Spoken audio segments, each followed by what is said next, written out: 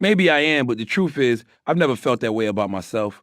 I've always overachieved in the pussy department, so any so-called lack of looks never got under my discolored skin. Still, I've been hearing it long enough that there must be something about the way I look that offends some of y'all. The first time people started making fun of my looks was back in middle school when they began calling me Boonky Nose. Now, for those of you uninitiated in Southern slang, a boonky is a butt. So a boonky nose is a nose that looks like a big ass. Evidently mine did, because that's what girls would say when I walked down the hallways at school. Hey, there go Boonky Nose, they'd shout. What up, Boonky Nose? Even then, that sort of teasing normally wouldn't have bothered me too bad, but it happened to trigger a very shitty experience from back in elementary school that had left me wondering whether in fact there was something wrong with my nose. I was molested by my cousin's ex-wife when I was around 8 years old. I should call her out by name, but I won't, so let's call her Linda. She was probably in her late 20s or early 30s at the time and was supposed to be watching me after school when my grandmother wasn't around. All Linda needed to do was feed me snacks and make sure I didn't get into any trouble, but for whatever twisted reasons, she added making me suck her titties and giving me head to our activity list. I can't say I was traumatized by the sex because the truth is I liked it. When she told me, if you tell a soul about this, I'll never let you do it again, I damn sure kept my mouth shut, but clearly this wasn't a healthy situation. The abuse, even if I liked it, it was still abuse, went on for close to a year and probably would have lasted longer, but one afternoon, Linda showed up at my grandma's place with a brand new jerry curl. A jerry curl's gotta be one of the top 3 stupidest hairstyles of all time. I don't know whose culture black people were appropriating back then, but not only did those jerry curls look stupid and smell terrible, they were also a fire hazard. You would think after Michael Jackson's curl went up in flames, people would learn their lessons, but nope, niggas had to have that drip. Kids, if you still don't know what a jerry curl is, see Eazy-E's character in Straight Outta Compton. The smell from the chemical relaxer almost made me gag. I tried to get past it, but it was too much. Suddenly, I wasn't interested in her titties anymore. I guess smell is the strongest sense than sex for young boys. I did everything I could to keep her away from me. Remember those little poppers you got from the fireworks stand that looked like sperm and made a bang when you threw them on the sidewalk? I hated the smell of that jerry curl activator so much that I'd throw those poppers at her when she tried to molest me. After a while, Linda got tired of me fighting her off and accepted our inappropriate affair was over, but instead of handling it like an adult, surprise, this grown-ass lady became vindictive. I guess she felt rejected by my 8-year-old self, so she went out of her way to make me feel bad about myself, too. She started saying things like, "Damn, Nard, you got a big-ass nose," or "Nard, why your nose so big? Your cousin's noses ain't big like that." Again, this was a grown-ass woman talking to an 8-year-old boy. Of course it got into my head. I wasn't sure what to do, so I went to my grandmother and begged her, "You have to help me do something about my nose." Like all grandmothers, she wanted to help, so she started rubbing cream on my nose every day, claiming it would shrink it. It could have been Preparation H for all I know, but whatever it was, of course it didn't work. How could it have? There was nothing wrong with my nose in the first place. I was just a kid growing into my body who happened to have a big nose. Once all the girls started calling me Boonky Nose, it was fair game for the guys to clown me too. First I was Toucan Sam. Then they started calling me Ban, or Big Ass Nose. It got so common that I remember I got stuck in remedial math class with this slow kid everyone called Peter Pan.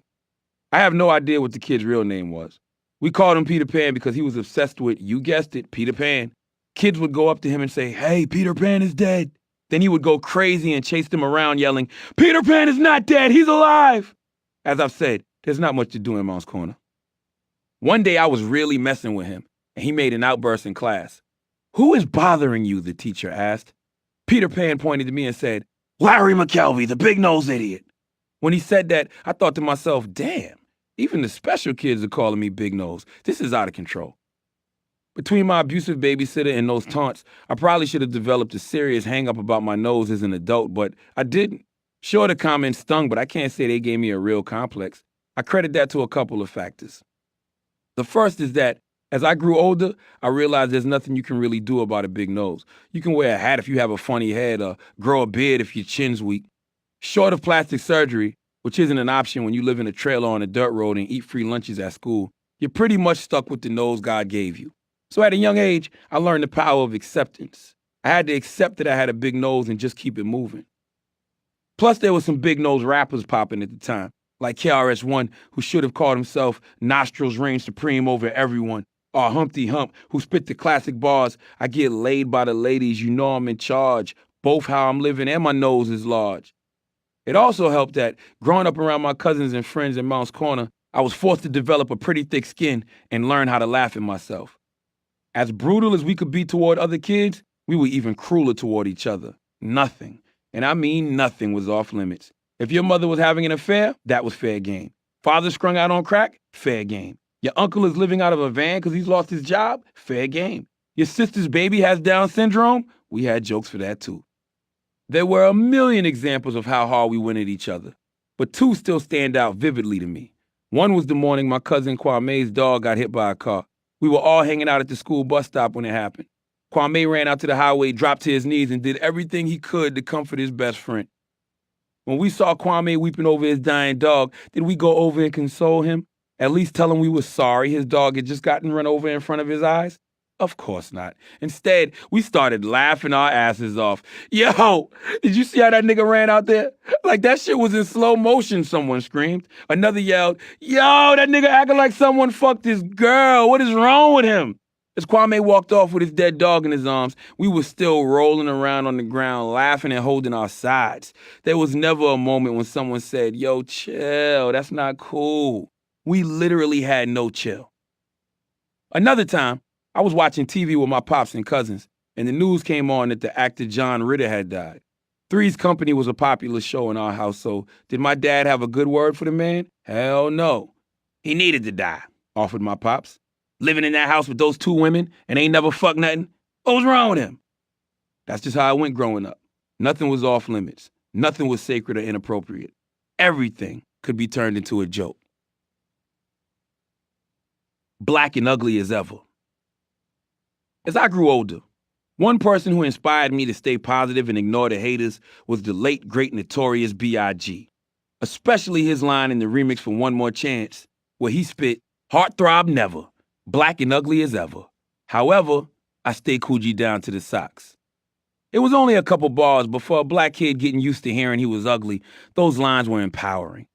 The greatest MC in the game admitting to being ugly while refusing to admit that it mattered gave me true confidence. When Jay-Z started popping, he became another role model for the cosmetically challenged. Like Biggie, Jay knew he wasn't the best-looking individual, yet his charisma and confidence overshadowed what he lacked in looks.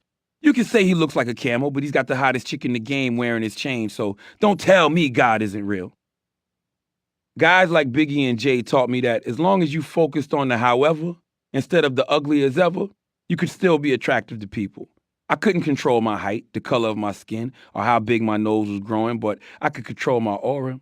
I could control walking into a room with confidence no matter what was being said about me. I'm always motivated by people who own being black and ugly as ever. Take Eric Williams, the former NBA player who was on Basketball Wives for a few seasons. Who's more cosmetically challenged than him? Not only is he ugly, but he's got a huge keloid on his forehead that makes him look like a black unicorn. When he came on The Breakfast Club, I had to fire off some jokes on him. First, I put up a poll on our website asking listeners to vote on which one of us was better looking. For the record, I won. After teasing him about the poll results, I told him, "Man, you look like Hellboy." "That's fine with me. Hellboy making money," Eric shot back. "Who else you want me to look like? Someone got to play that ugly position. I'll take it." I asked him why he never gotten the keloid shaved off. I wondered because I'd grown a very similar bump on my forehead after Darnell beat me up in high school. I told the doctor to shave mine off. I wasn't trying to be bunky nose and bunky head. Eric explained that he'd gotten his back when he was a teenager selling drugs in Newark. Someone stabbed him in his head while trying to rob his stash. The bump grew out of that wound, and he could have taken it off, especially after he made millions in the NBA, but he never did. "It's a constant reminder for me of how I grew up when I was young and dumb," Eric said. Even though you can't control your height, your skin color, or sometimes even your weight, you can always control how you come off to other people. Someone might meet you and think ugly as ever, but you can make that impression fade after a few minutes. Someone who wrote you off initially can leave a conversation with you thinking, "That dude is cool," or "That girl is funny," or "That dude is smart." Not, "That dude is ugly," "That girl is fat," or "That dude has a small mountain on his head." That's why if you're feeling ugly, and most of us do sometimes, always ask yourself, what's my however? If you don't feel like it's your personality, it's got to be something else. Maybe you're a great musician. Then let the world hear your music. You might be a great artist. Then let the world see your art. You might be a great cook. Then let the world eat your food. Maybe you enjoy working out in the gym and staying in shape. Then let the world be impressed by how ripped you are. Whoever you are, you can have a however. If it's already there, then let it shine. If it's not, get to work on developing it. Remember, Biggie didn't sit there in his mom's crib feeling sorry for himself because he was a fat, dark-skinned kid with a lazy eye and an AWOL father. He hit those Brooklyn streets and developed a bunch of howevers. Chances are, you don't have it any worse than Biggie did. So get to work on your howevers too. The 8 Mile Theory. Another rapper who helped me understand the power in living my truth was Eminem. His whole career has been built on raw honesty, but one moment in his semi-biopic, 8 Mile in particular, has always stuck with me. M's character Rabbit is about to go on stage and battle Anthony Mackie's character Papa Doc. Rabbit knows that Papa Doc will likely try to diss him on several fronts. Rabbit is white trash, his friends are losers, and Papa Doc's crew has already beat him up and had sex with his girl. Exactly the type of revelations that would normally get you crushed in a rap battle. So what does Rabbit do? Instead of letting Papa Doc use those facts to take him down, when it's Rabbit's turn to rap, he gets out in front of the situation and disses himself first. I know everything he's gonna say against me. I am white. I am a fucking bum. I do live in a trailer with my mom. My boy Future isn't Uncle Tom. As soon as Rabbit dissed himself, he'd won the battle. He'd taken all of Papa Doc's ammunition before he even had an opportunity to let off a shot. Similar to Rabbit's strategy in that scene, I believe you should put your flaws and insecurities out there for the world to see before anyone can even try to hold them against you. It takes courage to proactively reveal your flaws to the world. But if you can find that confidence, you'll always be one step ahead of your opponent. You can never be embarrassed or discredited about something if you share it with the world first. If you would not be laughed at, be the first to laugh at yourself. Benjamin Franklin. That's why before you can get a joke off on me, I'm always going to clown myself first. I've known I look like a Teenage Mutant Ninja Turtle since the first movie came out. I've even dubbed myself, the rappers Jadakiss and Jeezy, and the singer Neo, the Teenage Mutant Nigga Turtles. Because the four of us really do look so much like Leonardo, Donatello, Michelangelo, and Raphael. We need our own movie on BET. So no one is going to be able to use that diss against me. There's very little that someone can reveal about me that's going to make me lose my cool or get me off my game. For instance, what's the worst thing you can say about a guy? He's got a small dick? Guess what? I've already talked about the fact I don't have the biggest penis in the world on air. So what sort of damage is that diss really going to inflict on me? Now, for the record, my penis isn't that small. I once got a little concerned about some of my competition, so I took out the tape measure like all men have, whether they want to admit it or not, and checked out how I measured up. The verdict was that I'm 7 3/4 inches in the winter and 8 inches in the summer, plus 2.5 very respectable inches of girth, no matter what the season. So while I had been concerned I was on the small side, now I would argue that, in fact, my penis is decent sized, or as I recently tweeted, not too big, not too small. It's like the baby bear's porridge, just right.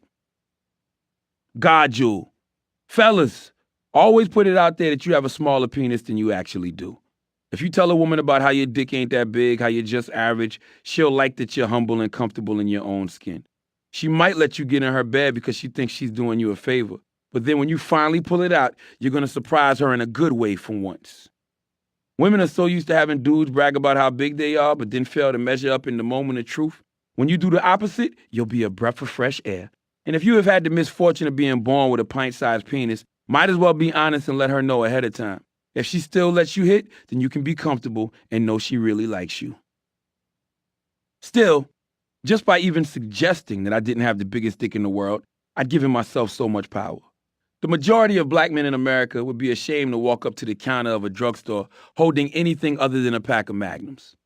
They happen to fit me very well, especially someone in hip-hop. So to even joke about having an average-sized penis makes me seem confident and secure. Not long ago, the comedian Cat Williams tried to take me down during one of his shows by calling me Charlemagne the Dog. Man, I almost felt sorry for him. I've been seeing that one since they invented social media. Whenever someone wants to diss me, they'll always try to flip the God part of my name. If it's not Charlemagne the Dog, it's Charlemagne the Broad or the Fraud. Some of the best Twitter slander directed at me. Charlemagne's cheeks look like dried up eye black. Charlemagne looks like a seahorse with diabetes. Charlemagne looks like he just got out of a chimney. Draymond Green's penis looks like Charlemagne's before and after pictures. I got a dark-skinned friend that looks like Charlemagne. I got a light-skinned friend that looks like Charlemagne. That nigga Charlemagne really looks like Jerome wearing Morris Day's makeup. Penis size, bleaching, being ugly. No matter how much someone slanders me, I'm gonna laugh. I'd be a hypocrite otherwise. Lord knows how many jokes I've made about other people's shortcomings. I said Drake looked like a thumb with eyebrows. I told Natalie Nunn from the Bad Girls Club reality show she looked like the McDonald's character Mac the Knight. I told Lil Mama if her face was the Bible, it would be the Old Testament.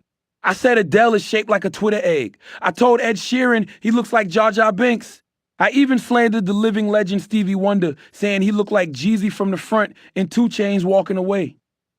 How the hell could I possibly get upset that a comedian called me the dog or said I looked like a bruised eggplant?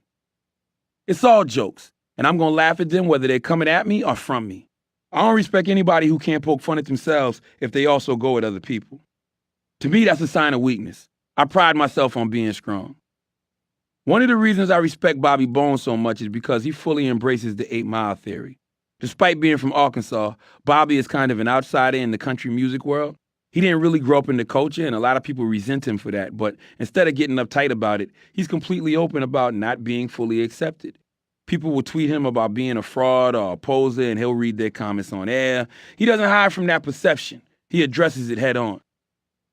A couple years ago, he played a clip of the emergency broadcast signal during a bit, which accidentally triggered the real thing. It was a huge deal in the radio industry, and iHeart ended up having to pay $1 million fine. Most people would have tried to throw their producer or an underling under the bus, but Bobby fully owned the situation. He got props from me for that. The dude isn't trying to be anyone but himself. He's blind in one eye, so when it was time to name his production company, he called it Right Side Blind. I love that. Laugh loudly, laugh often, and most important, laugh at yourself. Chelsea Handler.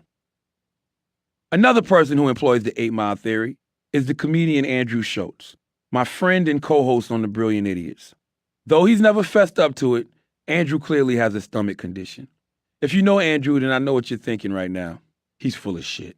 Well, I'm no doctor, but he has to have irritable bowel syndrome. I've literally never been anywhere with this guy when he hasn't had to take a shit. Middle of a podcast, he's dipping out to take a shit. At a fancy restaurant for my birthday dinner, he's taking a shit. 6-hour flight from New York to LA, he's definitely taking a shit. Maybe 2. This guy's bowels aren't irritable, they're downright cantankerous. Now here's the thing. Most people would be extremely embarrassed and uptight about having a condition like that.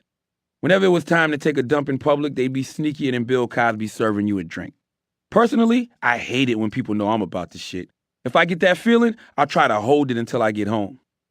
Andrew is the exact opposite. We could be in a room full of people, and he'll calmly and loudly announce, "Okay, I'm going to take a shit. I'll be back in a few."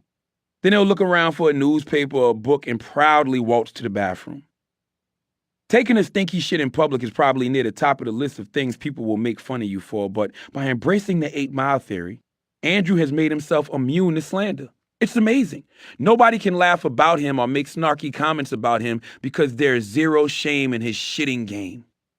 Think about how much stress and negative energy he's avoiding because he's honest about his nonstop need to number 2. Irritable bowels, bunky noses, big-ass bumps, blind eyes, cosmetic challenges. We've all got that one thing or even a few things that the world might perceive to be flaws. It's inevitable. The key, as DJ Khaled would say, is not wasting your energy trying to cover them up. If you're uptight about something, the best thing you can do is be completely candid about what's bothering you. Try it. Pick something that you've always been self-conscious or guarded about and start sharing it with the world. If it's physical, show it. If it's emotional, share it. I'm confident you'll see that, far from making jokes at your expense, people will be sympathetic, even supportive. And most important, you're taking all the power out of it. At the end of the day, everyone respects honesty. When you free yourself of all the insecurity and anxiety that's been weighing you down, you'll be shocked at how high you can soar.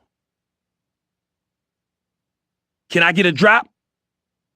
If you search on the internet, besides folks accusing me of bleaching, I get clowned the most about the time I got punched in the head on camera outside of Powers Studios. It's another great example of why you should always live your truth no matter the situation. For many years, The dominant hip-hop station in New York City was Hot 97. Led by radio personalities and DJs like Angie Martinez, Funkmaster Flex, and Ed Lover. Then Power 105 and The Breakfast Club came along. And suddenly, Hot's grip on the city wasn't so tight anymore. The personalities at Hot felt threatened, especially Funkmaster Flex, who had been at the station since it switched to hip-hop in the early 90s. Around the same time The Breakfast Club started dominating the morning drive, Hot's longtime DJ and Flex's good friend, Mr. C, was revealed to be a serial purchaser of penis. By that I mean, C was arrested 3 times for soliciting transgender prostitutes. Before I go any further, I want to be clear, rival or not, Mr. C is a hip-hop legend. From starting as Big Daddy Kane's DJ to helping Biggie get his first record deal to his work at Hot, C is absolutely a part of hip-hop history. Nothing or no one can ever take that away from him. Unfortunately, instead of owning his actions, C tried to deny it. Every time he got busted, he tried to say it was just a misunderstanding. When that didn't work, he tried to insinuate that The Breakfast Club was creating the rumors, as if we could make up police reports, in an effort to defame him. Flex picked up on that theme and delivered a very aggressive rant toward me over the air. "You are soft," Flex said in a theatrical voice. "You are baby bottom doodle soft, man." In addition to questioning my toughness, Flex also called me out for not spending enough time outside of Manhattan. "You don't go to the boroughs. You sneak in and out like a baboon when you're washing Carmelo Anthony and Lala's underwear. You run out to the laundromat, go back inside. Shut up, man. Out of town, fried chicken eating. I bet you know all types of chicken, right? Lemon chicken, soy chicken. One of those type of dudes, right?" I guess Flex was referring to a time I appeared on Lala's reality show. For the record, I've never washed Carmelo and Lala's underwear. I'm sure they have maids who do that. And while I do enjoy lemon chicken, I'm not really a fan of soy. "You're soft. Cakes, man. I heard that little shot you threw this morning. Is that what you want? Is that what you want?" That's exactly what I wanted. Now, if I'm being honest, I'd been hoping that Flex would come at me like that for a long time. I simply couldn't wait to catch that body. Like C, Flex is an undisputed hip-hop legend, but over the years, he developed a habit of talking way too much trash about other people without being honest about his own situations, which meant he was fair game. So I let Flex have it. I gave him Donkey of the Day and then blessed him with the nickname, which is stuck to this day, Flex Hogan, since he sounded like Hulk Hogan when he would go on his rants. Then I added a little extra fuel to the fire by releasing a video called "What If Funkmaster Flex Told the Truth?"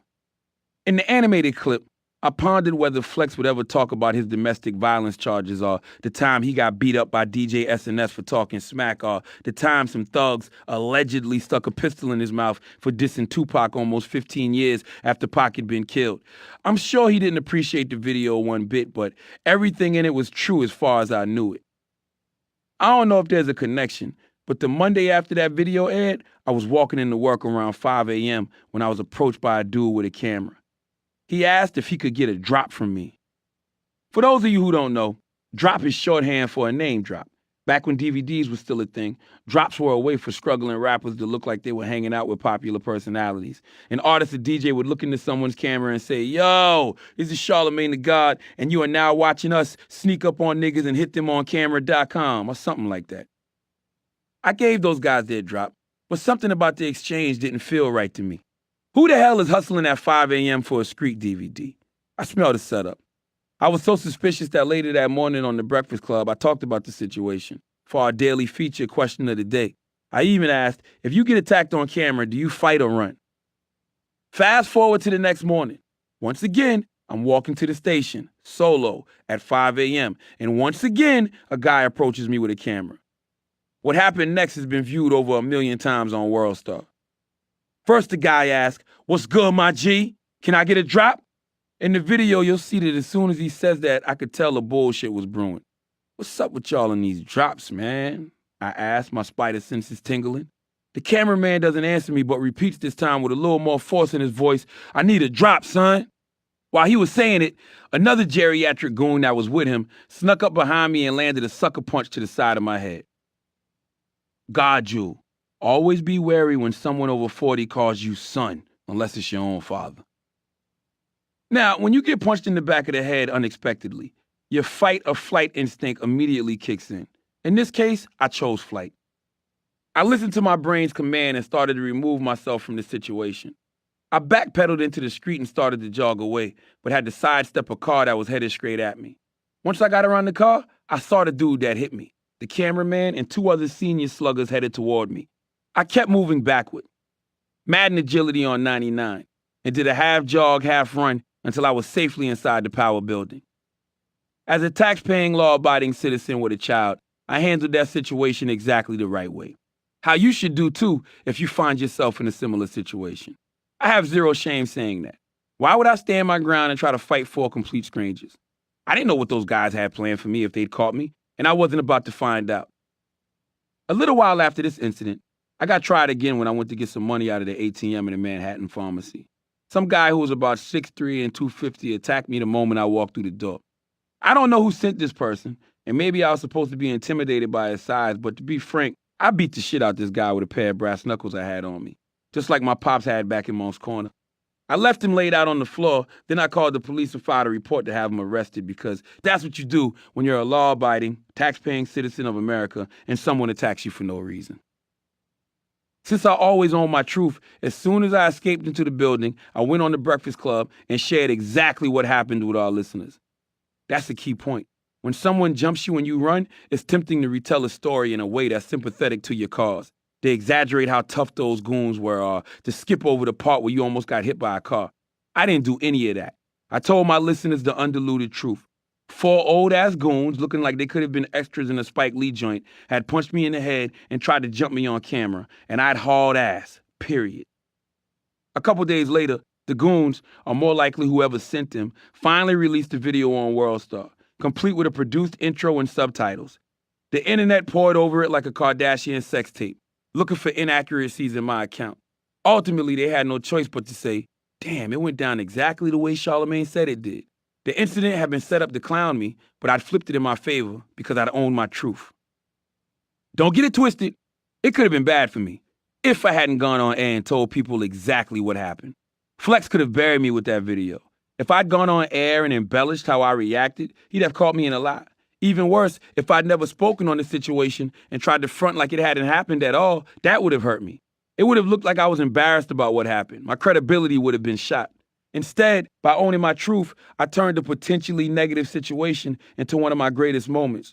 First off, over 1 million people have laughed at that video. Why shouldn't they? Some old dude smacked me in the head and I backpedaled like an NFL cornerback dropping into coverage against Tom Brady. It was funny. I would have laughed at it too. Whether people were laughing with me or at me doesn't matter to me. I just appreciate them sending energy my way. Second, I truly believe there was an educational aspect to that video. Hopefully it helped folks see that you don't have to win every situation you find yourself in. Sometimes you got to give people today so you can have tomorrow. Imagine if I had stood my ground and fought. Maybe I would have caught one or two of them in the face, but then what? What if they broke my jaw and left me unable to do my job? Why even risk escalating the energy to that level? I'd much rather escape than find out. I'll always let goons win the moment if it means protecting my future. My future is so much brighter than anything a bunch of hired goons have to look forward to. God Jewel. For those that fly may fight again, which he can never do that slain. That's the British poet Samuel Butler explaining in the 19th century was still true today. Running away when outnumbered is always your best tactical choice. While that incident ended up having a positive effect on my career, sadly it didn't turn out as positive for everyone involved. A couple of years ago, I got word that the dude who hit me was shot and killed in Delaware. I don't know his name, don't know where he was from or anything about him. I was just told how it ended for him. I can't say that it surprised me. If a guy will get up at 5 a.m. to punch somebody in the head on camera, then imagine what else he would do. He probably was into all kinds of dirt and that energy finally caught up to him. Like my father said, when you live that life, you're going to wind up one of three ways. Of the industry or of the people. Growing up in Monk's Corner, I used to listen to the jocks conduct interviews on the radio and wonder why they didn't really seem to have an opinion. Why didn't they ever ask the obvious question when they had the chance? Which is why from the moment I got on the air at Jams in Charleston, whether it was music, celebrities, movies, sports, sex, or politics, I called it like I saw it. Even if that honestly cost me a job, I refused to cut back on my candor. As my career progressed, I kept hearing the same refrain. Man, Charlamagne's so honest. The dude is so real. I appreciated the compliment, but I couldn't help but think, why am I being applauded for telling the truth? Shouldn't everyone do that? I came to understand that honesty is a rare commodity in the music industry. Part of that is the artist's fault. They've created a very toxic environment for the truth to flourish. As far as I can tell, hip-hop is the only culture where saying you don't like an album or didn't enjoy a performance are literal fighting words. Siskel and Ebert might have given a movie 2 thumbs down, but no one was threatening to shoot up their cars. Simon Cowell could tell a guy he was a lousy singer, but the dude and his team weren't trying to see him in the street afterward. When the Rolling Stones got embroiled in a lawsuit over royalties, which they have, I'm sure Mick Jagger doesn't go on a radio station with his goons and tell the label heads they're beefing with they're going to drop a refrigerator on their heads off a 12-story building. Salute to my guy, Jadakiss. The consequences for talking about a story are simply having an opinion, and hip-hop culture become too real. Think about it.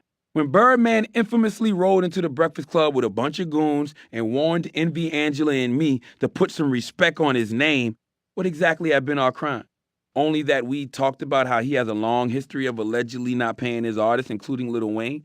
A man who we saw kiss on the mouth, which we talked about too. It's not like we'd revealed some dark industry secret. Birdman's label, Cash Money Records, has literally been sued more than 10 times by artists claiming they hadn't been paid properly. Of course we were going to talk about it. That's our job, or at least it should be, which is why I told Birdman, don't act tough with the radio guy. At the end of the day, we're only there to give our opinion. If you don't like that, then address the issues we're talking about, not us. When artists and their teams try to intimidate personalities for having opinions, all it does is shut down open discussion and make for boring radio. Personally, I'm always going to state my opinion no matter the perceived consequences. Most on-air personalities won't, though. They'd rather play it safe than deal with some goons for saying they didn't like a song. Having said that, I can't place the blame solely on the artists. Another reason too many radio jocks and writers don't share their true opinions is because they're more concerned with making friends in the industry than being advocates for their audiences. Wendy was the first person who broke down this phenomenon to me. Every time you get on this microphone, you have a fundamental choice, she once told me. You're either going to be of the industry or you're going to be of the people. She went on to explain that if you're representing the people, then you will give your honest opinions on situations instead of the politically correct stance. When you're of the people, you will ask the questions that the fans want to hear instead of the talking points the publicists would prefer you stick to. If you choose to be of the industry, you'll always support the narrative that the record label is trying to push. When you're of the industry, you'll hype every album like it's a masterpiece, even if you couldn't make it past the first track. Most jocks end up choosing the industry. They want to be invited to the listening sessions, the album release parties, or the label exec's birthday party in the back rooms of fancy restaurants. They can't be of the people because they think if they ask too many uncomfortable questions, then the publicists won't bring them A-list artists anymore, so they play it safe. Wendy gave 0 fucks about being safe, which I loved. Wendy and I are both cancers, and we share an instinctual need to speak our minds. I always understood why she was so fearless about asking tough questions and didn't spend a second fretting about the consequences. She couldn't do it any other way, nor can I. Wendy didn't care about being on the scene. You never saw pictures of her popping bottles in the clubs with rappers or dining downtown with executives. Her idea of a good time was smoking with Kev and chilling out at home. I know because whenever I'd hang out with them, we just knock back a couple bottles of champagne in their crib and I'd pass out in their purple-painted guest bedroom. That was it. Wendy's attitude didn't discriminate. I even felt it when I first started co-hosting her show. When I say her audience hated me at first, man, they really hated me. They didn't like my accent, they didn't like my looks, and they especially didn't like that I had the audacity to walk off a dirt road in Monk's Corner and stroll into the Big Apple, freely stating strong opinions. Did Wendy try to cover up the outrage? Did she try to protect her young protege from the slander being slung his way? Hell no. She threw me in the deep end and then stepped back and watched to see if I could swim. If someone wanted to slander me, she'd put them on the air and let them go off on me live. She even put a poll up on her website asking whether she should keep me on or send me back down south. Something like 70% of the people said, nah, send that lisping motherfucker back home. The attacks were unrelenting. If you want a contemporary example, imagine Beyonce's Beehive swarming against someone on social media. That's how Wendy's fans were coming for me. I wasn't sure I was going to survive the slander. Still, I couldn't stop being me. What's the saying? I'd rather be hated for who I am than loved for who I'm not? That became the mantra I'd repeat in my head every weekday between 2 and 7 as Wendy would unleash her army of haters on me. The turning point came one weekend when I was down in South Carolina trying to make some extra bread hosting parties. I was hanging out with an old man I befriended named Ronald Ferguson. He was a talented artist who I met after I commissioned him to paint a big-ass portrait of my girl. Ronald reminded me of Rafiki from The Lion King. From the outside, he seemed batshit crazy, but he was actually a wise dude. Ronald used to listen to me on Wendy, and when we'd hang out, I'd talk to him about what was happening on the show. That one weekend, I was sitting in his yard as he painted, and I was being unusually silent. I was preoccupied with how much hate I was getting from Wendy's listeners. I thought New Yorkers out of everyone would appreciate my honesty. If New Yorkers who prided themselves on keeping it real weren't going to support me, would anyone? Was I already at the end of the road? Ronald must have been reading my mind because out of nowhere he said to me, "You know you're going to win up there, right?" "Huh?" I replied. "In New York," he said. "They don't like you now, but that's only because they don't know you yet. Just keep being honest, keep being yourself, and you're going to be all right." It wasn't a long speech. I don't think Ronald even looked up from his canvas as he spoke, but that simple advice was exactly what I needed to hear. I took his words back to New York with me that Monday and doubled down on being myself. I couldn't just tell the truth about how I felt about the industry. I had to start telling the truth more about myself, too. So I told the listeners about how I was having a hard time making the transition to New York, how lonely it was to be up here without friends or a place of my own, how I felt like a fish out of water, struggling to figure out how to catch a bus or ride the subway, how discouraging it was to go on Wendy's site and read that most of them wanted to send me packing. Opening up was the turning point. Instead of dissing me, they began to root for me. They wanted to walk my journey with me. As an added bonus, after hearing how lost and lonely I was, a lot of women felt like it was their duty to take care of me because I was a long way from home. I can't even begin to tell you how much sympathy, pussy, and free meals I got during this time. I learned the esophagus of a woman with empathy for your situation is a perfect place for your penis.